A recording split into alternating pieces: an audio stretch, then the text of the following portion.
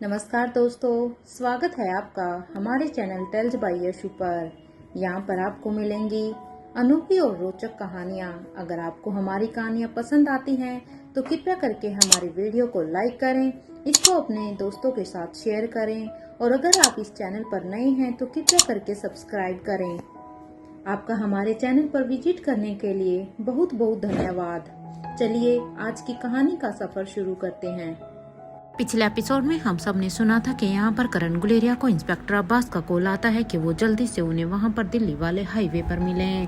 तो इधर अब तक यहाँ पर भूमिका को भी स्पेशल डिपार्टमेंट से कॉल आ जाता है, जिससे वो भी वहाँ से अपन घबराते हुए वहाँ से चली जाती है। तो इधर धनंजय भी उसके साथ उसकी गाड़ी में बैठकर चला जाता है। तो इधर दूसरी तरफ यहाँ पर मयूर और राजलक्ष्मी दोनों ही अभी अपने रूम में बैठे हुए थे। वो दोनों अपने रूम में तो थे, लेकिन एक रूम में होने के बावजूद भी वो दोनों अपनी ही दुनिया में थे, जहां राजलक्ष्मी के मन में अपनी माँ की को लेकर यादें थी, क्योंकि जब से उसने यहाँ पर अंजलि मल्होत्रा को देखा था तब से उसे अपनी माँ की कुछ ज्यादा ही याद आ रही थी। तो वहीं दूसरी तरफ मयूर के दिमाग में बस अभी एक ही डर था, रोहित मारवा किंग है। मयूर यहाँ पर अपनी ही सोच में था कि तभी उसे राजलक्ष्मी की मौजूदगी का एहसास भी नहीं होता है। वो दोनों अपनी ही दुनिया में बैठे हुए थे कि तभी उन दोनों के ही कानों में अब उनकी बेटी माहिरा के रोने की आवाज आती है। जैसे ही माहिरा के रोने की आवाज उनके कानों में आती है तो वो दोनों अपने सेंस में आते हैं। इधर राजलक्ष्मी अब माहिरा की तरफ देखती है और अब वो माहिरा को अपनी गोद में उठाने के लिए माहिरा की तरफ बढ़ जाती है। अब वो माहिरा को अपनी गोद में उठाकर अब उसे चुप करवा रही थी कि तभी भी ये सब देखकर मयूर कहता है, क्या हुआ है इसे राजलक्ष्मी? काफी चिड़चिड़ी हो गई है ना ये, क्योंकि पहले तो ऐसी बिल्कुल भी नहीं थी। तुमने इसे अच्छी तरह से चेक तो किया है ना? कहीं इसे कुछ हुआ तो नहीं? मेरा मतलब है कि कहीं ये बीमार वगैरह तो नहीं है। अब मयूर की इस बात पर राजलक्ष्मी अब मयूर को कुछ कहने ही वाली थी कि तभी अब उसके दिमाग में यहाँ पर अंजलि मामी की कही हुई बात याद आती है, क्योंकि जब वो मल्होत्रा हाउस में गई थी तब उसने यहाँ पर उसे कहा था कि वो एक बार माहिरा को चेक कर ले। तो वो यहाँ पर कहती है, मुझे एक बार स्वाति आंटी से माहिरा को चेक करवाना चाहिए, उनके पास एक्सपीरियंस भी है और हो सकता है कि जो बात मुझे समझ में नहीं आ रही हो वो स्वाति आंटी मुझे बता दे। मुझे ये काम कर ही लेना चाहिए। यहाँ राजलक्ष्मी अपने ही ख्यालों में थी कि तभी उसके कानों में दरवाजे के नोक होने की आवाज आती है। दरवाजे की इस नोक की आवाज को सुनकर मयूर कहता है, तुम माहिरा को संभालो राजलक्ष्मी, मैं देखता हूँ कि बाहर कौन है। मयूर की इस बात पर अब राजलक्ष्मी भी हाँ में अपने सिर को हिला देती है। तब यहाँ पर मयूर दरवाजे को खोलने के लिए दरवाजे की तरफ बढ़ जाता है। इधर मयूर ने जैसे ही दरवाजा खोला तो सामने यहाँ पर शारदा आंटी खड़ी थी। शारदा आंटी को अपने कमरे के सामने देखकर अब मयूर कहता है, आंटी आप यहाँ पर कुछ काम था क्या? मयूर की इस बात को सुनकर अब शारदा आंटी कहती है, ये राजलक्ष्मी मैडम के लिए एक पार्सल आया हुआ है। इधर ये सुनते ही यहाँ पर मयूर अब शारदा के हाथ से उस पार्सल को ले लेता और कहता है, किसने भेजा है इसे? अब उसकी इस बात पर शारदा कहती है, पता नहीं, आप खुद ही देख लीजिए। शारदा की इस बात पर अब मयूर कहता है, ठीक है आंटी। और वो जैसे अब उसके पार्सल को हाथ में लेकर अब उसे खोल देता है तो उसमें यहाँ पर एक बोतल लिखी थी और साथ में ही एक वाइट कलर का एक पेपर भी था। जब मयूर उस पेपर को पढ़ता है तो उसमें साफ लिखा हुआ था, 2 स्पून सोने से पहले बच्ची को दे देना। अब ये पढ़ते हुए ही तो मयूर अब एकदम से ही हैरान हो जाता है कि आखिर ये सब क्या हो रही, इसे किसने भेजा है। तो यहाँ पर मयूर को इस तरह से हैरानी में देखकर अब राजलक्ष्मी कहती है, क्या है मयूर इसमें, और आखिर इसमें क्या लिखा है जो तुम इस तरह से यहाँ पर हैरान खड़े हो? ये सुनकर अब मयूर अपने सेंस में आता है और अब वो राजलक्ष्मी की तरफ बढ़ जाता है और अब इन दोनों ही चीजों को राजलक्ष्मी की तरफ बढ़ा देते हुए ही कहता है, क्या तुम इस मेडिसिन को पहचानती हो राजलक्ष्मी? मयूर की ये बात सुनते ही राजलक्ष्मी जब यहाँ पर उस बोतल की तरफ देखती है तो उसे देखकर वो कहती है, ये तो बहुत ही पुरानी मेडिसिन है मयूर। ये कहते हुए ही अब वो उस बोतल को बड़े ही ध्यान से देखने लगती है। तो इधर दूसरी तरफ होटल प्रिज्म में। अब तक अनिका और मुक्ता दोनों ही वहाँ पर अब सभी के साथ आ जाते हैं, क्योंकि अनिका मुक्ता को अपने साथ एक दूसरे रूम में लेकर गई थी। इधर अब उन दोनों को यहाँ पर देखकर अब रोहित अनिका से अपनी आंखों के इशारे करते हुए ही कहता है, क्या मुक्ता ने उसे कुछ भी बताया है? क्या आखिर क्या हुआ है जिसकी वजह से उसने ये रिश्ता तोड़ दिया? इधर रोहित की बात को आंखों के इशारे से ही समझकर अनिका भी हाँ में अपनी पलकों को झपका देती है, जिसका मतलब था कि मुक्ता ने उसे सब कुछ बताया है। और ये करते हुए वो मुक्ता से कहती है, मुक्ता आप यहीं पर ही बैठिए और वो भी रिलैक्स होकर, मैं बस अभी आती हूँ। इधर अनिका की ये बात सुनते ही अब मुक्ता कहती है, लेकिन भाभी। इधर यहाँ पर मुक्ता की इस झिझक को समझते हुए ही अब अनिका कहती है, बस 2 मिनट मुक्ता, मुझे किसी का हिसाब करना है। अनिका की इस बात पर मुक्ता कहती है, लेकिन भाभी आप वो सब किसी को भी नहीं बताएंगी ना जो मैंने आपको कहा है। मुक्ता की इस बात पर अनिका कहती है, तुम्हें मिस्टर मारवा के बारे में तो पता ही है ना मुक्ता। देखो तुम चिंता बिल्कुल भी मत करो, तुम्हें अब कोई भी फोर्स नहीं करेगा। अब तुम और तुम्हारे पापा इस रिश्ते के लिए श्योर नहीं हो जाते हो, तब तक कोई भी तुम्हारे ऊपर बिल्कुल भी दबाव नहीं डालेगा। ये मेरा और मिस्टर मारवा का तुम्हारे से प्रॉमिस है, क्योंकि अब अगर तुम और तुम्हारे पापा इस रिश्ते को करना चाहेंगे तो ही बात आगे बढ़ेगी, अदरवाइज नहीं, क्योंकि सब अब तुम्हारी मर्जी से होगा। और हाँ, ये तुम्हारी भाभी का वादा है। ये कहते हुए अनिका रोहित से कहती है, मिस्टर मारवा, मुक्ता और सनी का मैटर मैं सोल्व कर दूंगी। और हाँ सनी, तुम्हें भी अभी मुक्ता को उसका स्पेस दे देना होगा, क्योंकि मुक्ता जब तक ये सब खुद नहीं चाहती तब तक तुम मुक्ता को बिल्कुल भी परेशान नहीं करोगे। या मैं यूँ कहूँ कि पिछले दिनों जो कुछ भी हुआ है वो तुम दोनों के रिश्ते का एक टेस्टिंग टाइम है। वैसे सनी, क्या आपने मुक्ता का इतना भी ट्रस्ट नहीं जीता है कि मुक्ता अपने मन की बात तुम्हारे साथ शेयर कर सके? क्योंकि जब 2 लोग आपस में प्यार करते हैं, जब वो एक इतने खूबसूरत से रिश्ते में बनने के लिए जा रहे हो, तो मुझे लगता है कि वो एक दूसरे के ऊपर ट्रस्ट कर ही ये सब कुछ कर रहे होते हैं। एक ऐसा ट्रस्ट जिसमें वो अपने दिल की बात, अपने सुख, अपने दुख, अपनी परेशानी सब कुछ शेयर कर लेते हैं। लेकिन सनी, ये एक अफसोस की बात है, इतना समय एक दूसरे के साथ बिताने के बाद भी तुम मुक्ता का वो ट्रस्ट नहीं जीत पाए। इधर अनिका की इन बातों को सुनकर अब यहाँ पर सनी थोड़ा सा परेशान हो जाता है। हालांकि उसे कुछ भी समझ में नहीं आ रहा था कि आखिर मुक्ता ने अनिका भाभी को क्या बताया है, जो अनिका भाभी उसे इस तरह से ये सब कह रही है।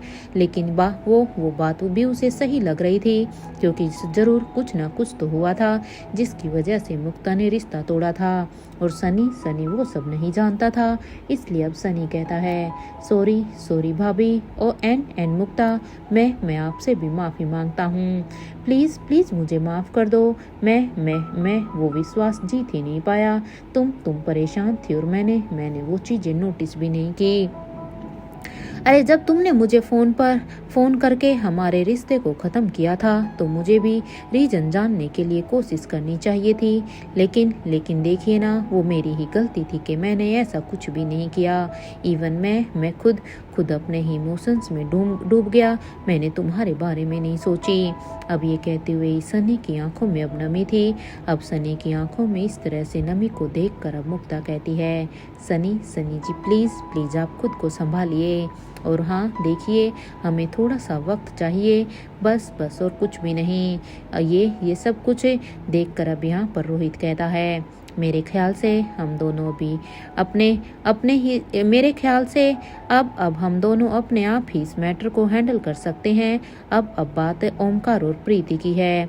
ये कहते हुए अब ओमकार और प्रीति की तरफ देखकर कहता है, तुम दोनों को क्या प्रॉब्लम है? अब तुम दोनों बताओगे, क्योंकि अब तुम दोनों की बारी है। रोहित की इस बात पर अब यहाँ पर ओमकार अपने मुंह को खोलते हुए कहता है, जीजू वो मैंने प्रीति को किसी और के साथ देखा है वो मुझे नहीं, वो मुझसे नहीं बल्कि किसी और से प्यार करती है। वो मुझे धोखा दे रही थी। उसने मेरा ट्रस्ट तोड़ा है जीजू। भला भला प्रीति मेरे साथ रिलेशन में रहते हुए ऐसे किसी और से कैसे मिल सकती है। अब ओमकार की इस बात को सुनकर अब सभी यहाँ पर हैरानी से प्रीति की तरफ देखने लगते हैं, क्योंकि ये तो किसी की ने भी एक्सपेक्ट ही नहीं किया था कि ओमकार प्रीति के बारे में ये सब कहेगा। रोहित अब यहाँ पर प्रीति की तरफ देखकर कहता है, प्रीति जो एलिगेशंस यहाँ पर ओमकार ने तुम पर लगाए हैं, क्या उसके लिए तुम कुछ कहना चाहती हो? क्या तुम कोई सफाई देना चाहती हो? क्या तुम्हारे पास तुम्हारा कोई पॉइंट ऑफ व्यू है? अब रोहित की इस बात को सुनकर प्रीति कहती है, नहीं जीजू, मैं अब कुछ भी नहीं कहना चाहती हूँ। मुझे कोई सफाई नहीं देनी, मुझे कोई क्लैरिफिकेशन नहीं करना। अब जो ओमकार ने ही जब सब कुछ तय कर ही लिया है तो बीच में बोलने का कोई फायदा ही नहीं है, क्योंकि एक ऐसा रिश्ता जिसमें ट्रस्ट ही नहीं है, जिसमें विश्वास ही नहीं है, जिसकी वो नींव ही खोखली है, तो वो रिश्ता मैं आगे नहीं चलाना चाहती। मैं बिना ट्रस्ट के इस रिश्ते के बोझ को ढोना नहीं चाहती हूँ। इधर प्रीति की ये बात सुनते ही अब अनिका कहती है, प्रीति ये क्या कह रही हो तुम? देखो, बात करने से ही प्रॉब्लम का सॉल्यूशन निकलता है। जब तक बात नहीं करोगी, जब तक तुम कुछ कहोगी नहीं, तब तक हम सॉल्यूशन पर कैसे पहुंचेंगे? इस तरह से खामोश रहने का कोई भी मतलब नहीं है। क्या ओमकार ने तुम्हें जो भी कुछ कहा है, क्या तुम उन सब चीजों को मान लोगी? और ओमकार, तुमने जो इतना बड़ा इल्जाम प्रीति के ऊपर लगाया है, क्या तुम्हारे पास इस बात का कोई पुख्ता सबूत है कि प्रीति ने ऐसा कुछ किया है? क्योंकि जहाँ तक हम प्रीति को जानते हैं, प्रीति ऐसा कुछ भी नहीं कर सकती है। ये सुनते ही अब ओमकार कहते हैं, अनिका दीदी, मैंने अपनी आंखों से प्रीति को किसी और के साथ देखा है, और जब मैंने प्रीति को फोन लगाया तो उसने मुझसे कहा कि वो हॉस्पिटल में है, जबकि प्रीति तो किसी और के साथ उस विला में गई थी, जो विला आपका है। अरे शहर से दूर जो आपने खरीदा था, उसी विला की बात कर रहा हूँ मैं। प्रीति ने मुझसे झूठ बोला। अगर वो उस विला में गई थी तो उसे मुझे साफ साफ बताना चाहिए था ना कि वो वहां पर है। इधर ओमकार की ये बात सुनकर तो अनिका हैरानी से कभी प्रीति को देख रही थी तो कभी रोहित को देख रही थी, क्योंकि अनिका को भी यहाँ पर सब कुछ समझ में आने लग गया था। तो वहीं रोहित और प्रीति भी अब ओमकार की बातों को समझने की कोशिश कर रहे थे। इधर ओमकार की बात को समझने के बाद तो प्रीति कहती है, ओमकार तुम एक नंबर के इडियट हो, क्योंकि प्रीति वहाँ पर रोहित के विला में किसी और के साथ नहीं बल्कि अपने रोहित जीजू के ही साथ गई थी, वो भी किसी काम से। इसलिए वो कहती है, अगर तुम्हारे मन में कोई भी बात थी तो एक बार मुझसे आराम से शेयर तो कर सकते थे ना, बुद्धू कहीं के। अरे तुम तो बस घोड़े पर सवार होकर मेरे ऊपर इल्जाम लगाने लगे, और इल्जाम भी ऐसे जो कहीं आसपास भी नहीं है, जिनका दूर दूर तक कोई वास्ता ही नहीं है। प्रीति की ये बात सुनकर अब ओमकार कहता है, देखो मैं इडियट नहीं हूँ प्रीति। इस बात पर अब यहाँ पर अनिका कहती है, ओमकार, तुमने प्रीति को जिसके साथ देखा था वो क्या तुमने उसकी शक्ल देखी थी? अब अनिका की इस बात को सुनकर अब यहाँ पर ओमकार नाम में अपनी गर्दन को हिला देता है और कहता है, नहीं, मैंने बस प्रीति को किसी के साथ पीछे से जाते हुए देखा था, मैं उस शख्स की शक्ल नहीं देख पाया। ओमकार की ये बात सुनकर अब यहाँ पर अनिका कहती है, तो मेरी बात कान खोलकर सुनो, अगर तुम खुद शक्ल देखते तो शायद तुम ये सब बातें करते भी नहीं, क्योंकि तुमने जिसके साथ भी प्रीति को देखा था वो कोई और नहीं बल्कि मिस्टर मारवा ही थे।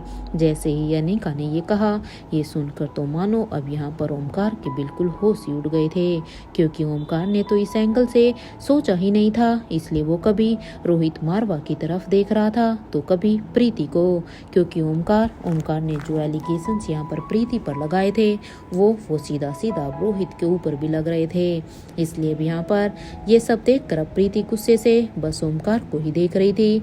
इधर रोहित भी ये सब देख कर और सुनकर अब रोहित को सब कुछ समझ में आ जाता है कि ये सब क्या हुआ है। इसलिए रोहित अब अपनी जगह से उठकर कहता है, अनिका, मेरे ख्याल से अब हम अपना काम कर चुके हैं, क्योंकि हम जो काम करने के लिए आए थे वो हो चुका है। इसलिए अब यहाँ पर ज़्यादा समय बर्बाद करने का कोई फायदा ही नहीं है। अब हमें यहाँ से चलना चाहिए। इधर रोहित की ये बात सुनते ही अब अनिका कहती है, हाँ हाँ मिस्टर मारवा, अब हमें यहाँ से चलना चाहिए। आप सही कह रहे हैं, क्योंकि हमारा काम ऑलमोस्ट हो चुका है।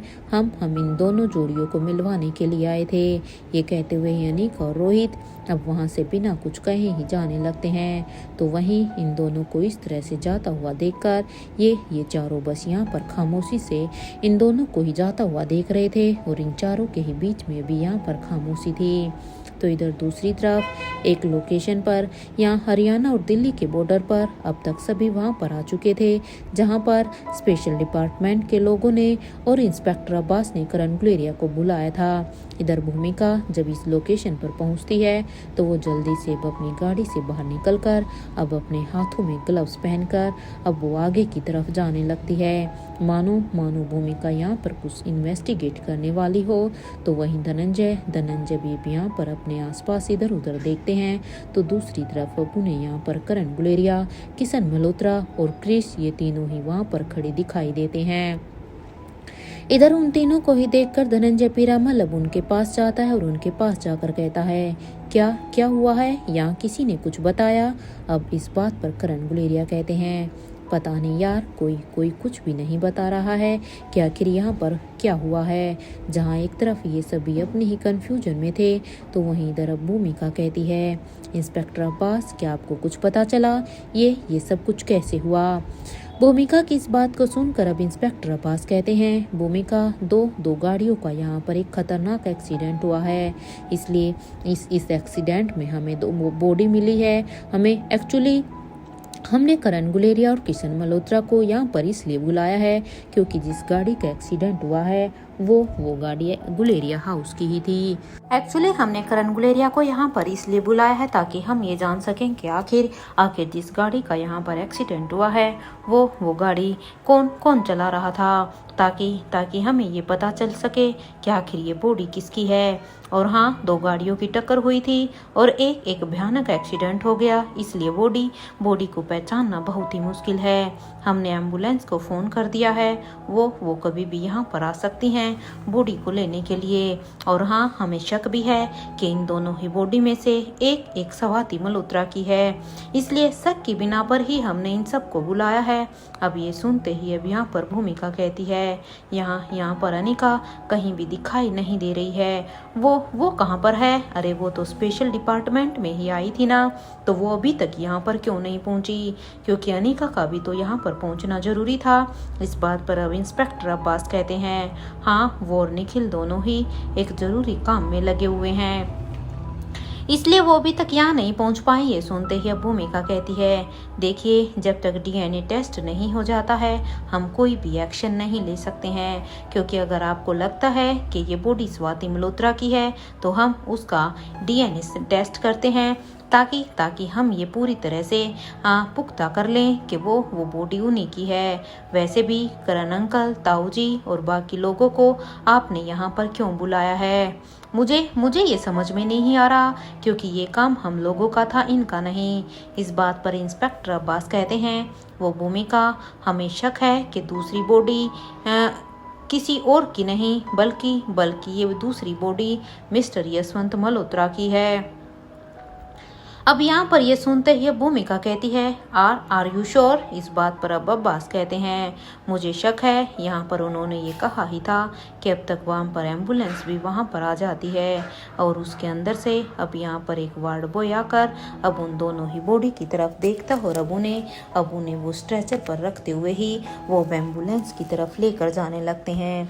सच में यहाँ पर बॉडी को पहचानना बहुत ही मुश्किल हो रहा था, इसलिए अब इंस्पेक्टर अब्बास अब छठी इंद्री से कहते हैं, अपना पूरा काम करके ही आना, एक भी क्लू तुम लोगों को की आंखों से बचना नहीं चाहिए।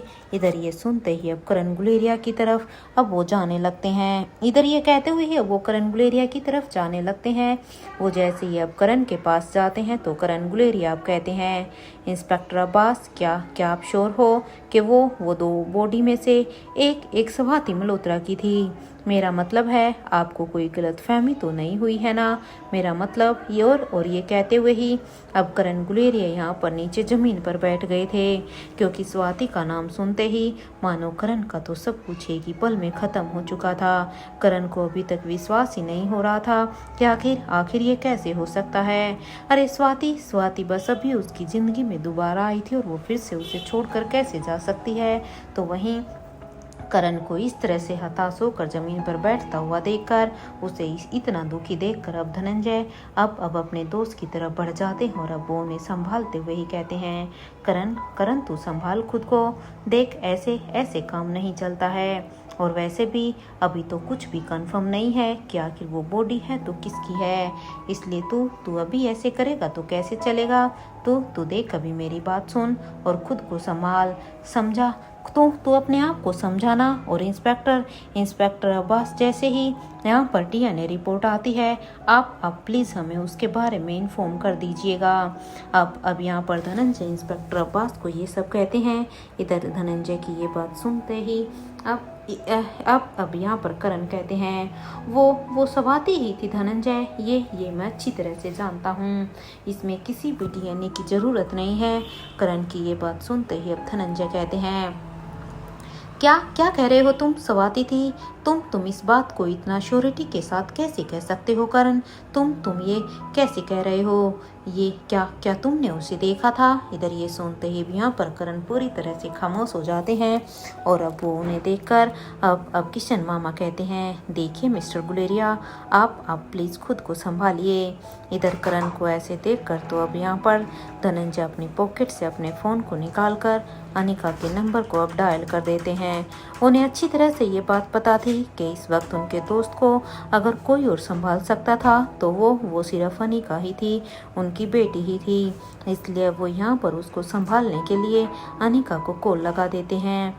कुछ ही देर की रिंग जाने के बाद जब सामने से कोई भी रिस्पॉन्स नहीं आता है तो भी यहाँ पर धनंजय इंस्पेक्टर अब्बास से कहते हैं, अनिका को आपने कहाँ पर भेजा है? वो कहाँ काम कर रही है? वो फोन क्यों नहीं उठा रही है? अरे इस समय अगर इतना सब कुछ हुआ है तो अनिका का यहाँ पर होना बहुत ही जरूरी था, क्योंकि अनिका की उसकी फैमिली को ज़रूरत है। इधर ये सुनते ही अब अब्बास कहते हैं, मैं डिपार्टमेंट में जाकर देखता हूँ। और हाँ, मेरे ख्याल से अब आप लोगों को भी घर लौट जाना चाहिए, क्योंकि अब यहाँ पर कुछ भी नहीं बचा है। बॉडी अभी यहाँ से एम्बुलेंस से जा चुकी है, तो अब यहाँ पर सबका काम खत्म हुआ। इस बात पर अब धनंजय कहते हैं, ठीक है फिर आप अपना काम कीजिए। और ये सुनते ही इंस्पेक्टर अब्बास अब कहते हैं, थैंक यू, मैं बहुत ही जल्द आपको दोनों बॉडी का डीएनए टेस्ट भिजवा दूंगा।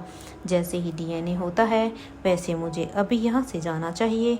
और ये कहते हुए ही वो वहाँ से सबको यहाँ से अलविदा कहकर जाने लगते हैं। तो यहाँ क्रिश अब ये सब देखकर अब अपने पापा से कहता है, पापा ये सब क्या हो गया? अब हम दादी माँ से क्या कहेंगे? और क्या वो इस सच को एक्सेप्ट भी कर पाएगी? क्योंकि दादी माँ ने अरे इतने सालों बाद उस चीज़ को एक्सेप्ट किया था, लेकिन जब यहाँ पर स्वाति बुआ फिर से वापस आ गई तो एक नई उम्मीद थी। लेकिन अब क्या होगा? मुझे तो अब दादी माँ की टेंशन हो रही है। अरे कुछ समय पहले तो शीला बुआ जी और अब स्वाति बुआ जी भी, वो ये सदमा कैसे बर्दाश्त कर पाएंगी? इधर ये सुनते ही अब किशन मामा कहते हैं, अभी तो फिलहाल हमें घर चलना चाहिए क्रिश। मुझे भी कुछ भी समझ में नहीं आ रहा कि अब हम आगे करेंगे तो क्या करेंगे? हम माँ जी को कैसे संभालेंगे? इधर ये सुनते ही अब क्रिश कहता है, ठीक है चलिए। और ये कहते हुए ही वो दोनों अब वहाँ से जाने लगते हैं। तो वहीं धनंजय पीरामल भी अब करण को अपने साथ गुलेरिया हाउस लेकर जाने लगते हैं। हालांकि धनंजय को अभी मारवा हाउस में भी जाना था, क्योंकि उसकी अभी बातें भी अधूरी रह रखी थी। लेकिन अभी करण का ये हाल देखकर अब वो करण को अपने साथ गुलेरिया हाउस तक ही लेके चलते हैं। तो इधर गाड़ी के अंदर अब करण और धनंजय के बीच में यहाँ पर खामोशी थी। करण की हालत ऐसी थी कि वो कुछ भी बोल नहीं रहा था। तो धनंजय भी करण को इस तरह से देखकर बहुत ही दुखी था। करण को तो कुछ समझ में ही नहीं आ रहा था कि अभी अचानक से उसके साथ ये सब क्या हो गया। अरे अरे अभी अभी तो इतनी मुश्किल से इतने सालों का इंतजार उसका खत्म हुआ था। अभी अभी तो इनके सब में सब कुछ ठीक हुआ था। जहाँ एक तरफ करण गुलेरिया अपनी ही सोच में थे, तो वहीं दूसरी तरफ इधर धनंजय पीरामल को तो कुछ भी समझ में ही नहीं आ रहा था कि आखिर आखिर अचानक से उनके साथ क्या हो गया। और ये एक्सीडेंट क्या वाकई में जो दूसरी बोटी थी, क्या वो सच में यशवंत मल्होत्रा की ही थी। उन्हें होने को तो कुछ भी हो सकता है, किसी को भी कोई भी आइडिया नहीं है, क्योंकि अभी अभी कोई कुछ भी नहीं कह सकता था। इधर इन सभी बातों उन्हें अब कुछ भी समझ नहीं आ रहा था। और अब वो सोचते हैं कि आखिर मैं किससे और क्या पूछूं। मेरी स्वाति तो मेरी रानी माँ की आखिरी निशानी है। मैं उसे कुछ भी होने नहीं दे सकता हूँ। अरे मेरे होते हुए उसे कैसे कुछ हो सकता है। इस बात पर अब इस वक्त मैं अब क्या करूं, मुझे तो कुछ समझ में ही नहीं आ रहा है। यहाँ करण और धनंजय दोनों ही अपनी ही सोच में थे, तो वहीं दूसरी तरफ इधर रोहित और अनिका दोनों की ही गाड़ी अब यहाँ पर गुलेरिया हाउस के बाहर आकर रुकती है। यहाँ पर आने के बाद अब रोहित अनिका से कहता है, तुम्हें सभी से मिलना था ना, तो देखो अनिका, मैं तुम्हें यहाँ पर गुलेरिया हाउस में ही लेकर आ गया हूँ। रोहित की इस बात पर अनिका कहती है, थैंक यू मिस्टर मारवा, आप हमेशा से ही मेरी ही हर बात को मान लेते हैं। वैसे आपके चिराग और अब्दुल से कोई बात हुई है क्या? हाँ, आज वो दोनों पेरिस के मैनेजमेंट कॉलेज में गए थे ना, तो क्या उन्होंने कुछ बताया? अनिका की इस बात को सुनने के बाद अब यहाँ पर रोहित कहता है कि हाँ अनिका, वो दोनों वहाँ पर गए हैं, लेकिन अब मेरे ख्याल से तुम्हें भी अब आज ही पेरिस के लिए निकलना होगा। वो ज़्यादा लेट करना बिल्कुल भी सही नहीं होगा, क्योंकि तुम वहीं पर जाना चाहती थी ना। इस बात पर अब यहाँ पर अनिका कहती है, आप बिल्कुल सही कह रहे हैं मिस्टर मारवा, इसलिए तो मुझे इस बात पर उम्मीद थी कि वो दोनों वहाँ पर अपना काम अब तक शुरू कर चुके होंगे, क्योंकि जब तक मैं वहाँ नहीं पहुँचती तो एटलीस्ट वो तो अपना काम में लगे हुए होंगे। मुझे पूरा यकीन है उनके ऊपर कि मैंने उन्हें जो काम दिया है वो उन्हें बखूबी तरीके से करेंगे। इस बात पर अब रोहित अनिका के हाथ को पकड़कर कहता है, अनिका सबसे पहले अपना ख्याल रखना। देखो, जब तुम खुद को सेफ रखोगी उसके बाद ही तो तुम अपनों को सेफ रख पाओगी। मुझे नहीं पता कि तुम आखिर वहाँ पर उस कॉलेज में क्यों जा रही हो, लेकिन मैं इतना जरूर कह सकता हूँ कि तुम वहाँ पर अपने किसी काम को लेकर ही गई होगी। इस बात पर अब अनिका कहती है, मिस्टर मारवा, मैं अपना ख्याल रखूंगी, और वैसे भी मेरे हाथों में तो आज भी ये रिंग है ना, आपको याद है आपने ही मुझे ये रिंग दिया था। इधर ये सुनते ही अब रोहित के चेहरे पर एक स्माइल आ जाती है, और वो दोनों ही अब अपनी तरफ का दरवाजा गाड़ी का खोलकर बाहर निकल जाते हैं। और गाड़ी से निकलने के बाद वो दोनों ही एक साथ अब गुलेरिया हाउस के अंदर की तरफ जाने लगते हैं। तो वहीं रोहित ने भी यहाँ पर अनिका के कान में कहा, तुम्हें राजमाता को इन्फॉर्म कर दिया है ना कि वो अभी किसी के भी सामने ना आए, क्योंकि देखो अभी ये हमारे लिए बहुत ही ज़रूरी है। कहीं ऐसा ना हो कि वो कोई ऐसा प्लान बना रही है कि वो जिससे किसी के भी सामने आ जाए। इस बात पर अब अनिका कहती है, उनकी नज़र हम सभी के ही ऊपर है मिस्टर मारवा, आप देखिएगा वो खुद ही कहीं गायब हो गई होगी। एक दूसरे के साथ अब बात करते हुए ही वो दोनों अब गुलेरिया हाउस के अंदर की तरफ जाने लगते हैं। जैसे ही रोहित और अनिका यहाँ पर गुलेरिया हाउस के अंदर आते हैं तो उन्हें देखकर तो अब यहाँ पर यश कहता है, बुआ जी और फूफा जी, और ये कहते हुए वो दौड़कर अब उनके पास आ जाता है। इधर यश को इस तरह से देखकर अब अनिका और रोहित दोनों के ही चेहरे पर एक स्माइल आ जाती है, और अब वो यश को अपनी ब्लेसिंग देते हुए कहते हैं, घर के बाकी लोग कहाँ पर है, कोई दिखाई क्यों नहीं दे रहा। इस बात पर अब यश कहता है, वो क्या है ना, सभी अपने अपने रूम में हैं, मैं अभी सबको इन्फॉर्म कर देता हूँ। क्या आप दोनों आए हैं? आओ आप दोनों बैठिए।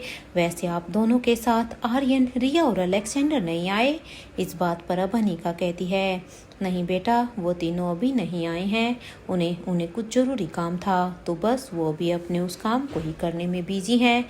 ये कहते हुए अनिका और रोहित दोनों ही अब वहाँ पर हॉल में लगे हुए सोफे पर बैठ जाते हैं।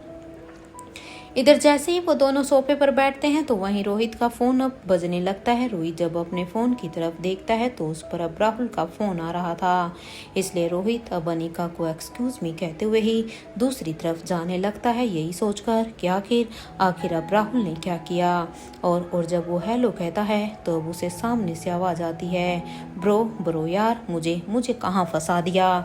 राहुल की इस बात पर अब रोहित कहता है, अभी मैंने क्या किया जो तुम इस तरह से बेचैन हो रहे हो। अरे मैं तो वहां पर हूँ भी नहीं। अरे जब तक तुम कुछ बताओगे नहीं तो मुझे कैसे पता चलेगा राहुल कि तुम कहाँ फंस चुके हो।